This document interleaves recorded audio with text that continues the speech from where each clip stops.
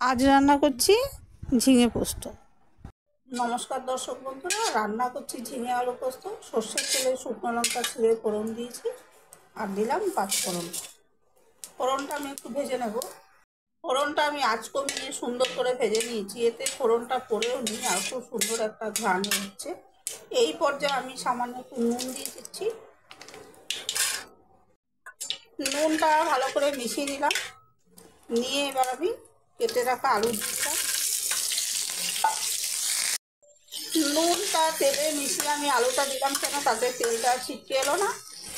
এবার আমি আলুগুলো খুব ভালো করে ভেজে নেবো। আর এখানে বলে দিই, সবারই জানা, নতুন গৃহিণীদেরগুলো বলে দিচ্ছি, যে কোনো রান্নায় আলুটা যদি একটু ভালো করে ভেজে নেন তারপরে রান্না করেন, খুব সুন্দর স্বাদ হবে। আলুটা আমি এবার খুব ভালো করে ভেজে নিচ্ছি।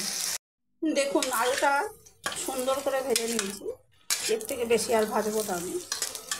আলুটা এরকম একটু ভালো করে ভেজে নিলে তারপরে যে কোনো তরকারি বা পোস্ত রান্না করলে খুব ভালো স্বাদ হয়। আর এবার আমি এই কেটে রাখা ঝিঙেগুলো দিয়ে দিলাম।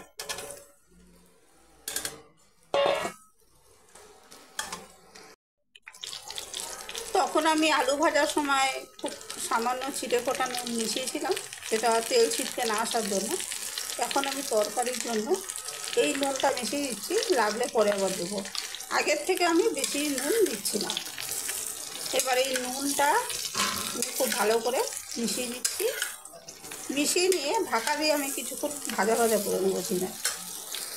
দেখুন, নুনটা আমি ভালো করে মিশিয়ে নিয়েছি, আর এবার আমি ঢাকা দিয়ে কিছুক্ষণ ভাজা ভাজা করে নেবো সবজিটা। আর সব সময় যে আমি আলু পোস্ত করলে এইভাবে আলু লাল করে ভেজে নিই তা নয়, কিন্তু আমি আলু পোস্ত কখনো সামান্য সাঁতলেও করি, আলুটাকে সামান্য সাঁতলে নিয়ে।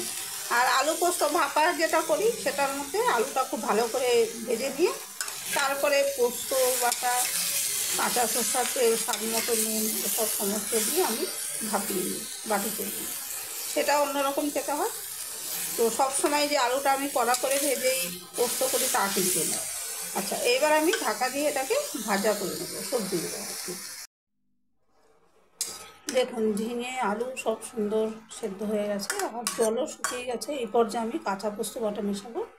আর এখানে এরকম রঙের কারণটা আপনারা নিশ্চয়ই বুঝতে পারছেন, আমি আলুটা লালচে করে ভেজে নিয়েছিলাম, গোড়াতেই দেখিয়েছি, সেই জন্য এরকম রঙটা হয়েছে। আর পোস্তটা মেশালে একটু লালচে লালচে রঙ হবে, তবে আলুটা এইভাবে ভেজে করলে স্বাদটা খুব ভালো হবে। দেখুন, এবার কাঁচা পোস্ত বাটাটা মিশিয়ে দিয়েছি, ঢেলে দিলাম। এবার এটা ভালো করে মিশিয়ে নেবো, আর গ্রাইন্ডার ধোয়া জলটাও ভালো করে মিশিয়ে দেবো। আর আলুটা খুব ভালো করে যদি ভেজে করেন তবে এরকম রঙ হবে, আর যদি সেরকম না ভেজে করেন তাহলে একদম সাদা রঙ আসবে। আর পোস্ততে কিন্তু হলুদ আমরা দিই না, আর এক্ষেত্রেও দিইনি, গোড়া থেকে আপনাদের দেখিয়ে দিয়েছি। এটা ভালো করে মিশিয়ে দিচ্ছি। গ্রাইন্ডার ধোয়া জলটা আমি দিয়ে দিয়েছি, এবার সব মিশিয়ে একটু কাঁচা সরষের তেল দিয়ে দেবো। এবার শেষ পর্যায়ে আমি একটু কাঁচা সরষের তেল দিচ্ছি, এটা না দিলে পোস্তর স্বাদ ভালো হবে না।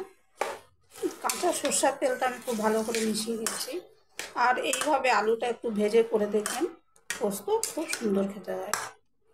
এখন খাওয়া দাওয়াটা যে যার নিজস্ব রুচি, আকুচি খানা একটা কথা আছে, কিন্তু আমি আলুটা মাঝে মাঝে এরকম ভেজে ভেজেই করি, খুব ভালো স্বাদ হয়। তবে আলু পোস্তর ক্ষেত্রে একটু হালকা ভাজি, অনেক সময় ফোড়নটা দিয়ে হালকা সাঁতলে নিই, আবার কোনো কোনো সময় একটু ভালো করে ভেজে করি আলুটা, নানাভাবে করি। আর বাকি সবজির সঙ্গে যখন পোস্ত করি তখন আলুটা এইভাবে ভেজেই করি। দেখুন, আমি সরষের তেলটা খুব ভালো করে মিশিয়ে নিয়েছি। একটু নুন মিশিয়েছিলাম, সেটা স্কিপ হয়ে গেছে, দেখানো হয়নি। আর আমার রান্নাটা হয়ে গেল। এইভাবে করে দেখবেন, খুব ভালো লাগে।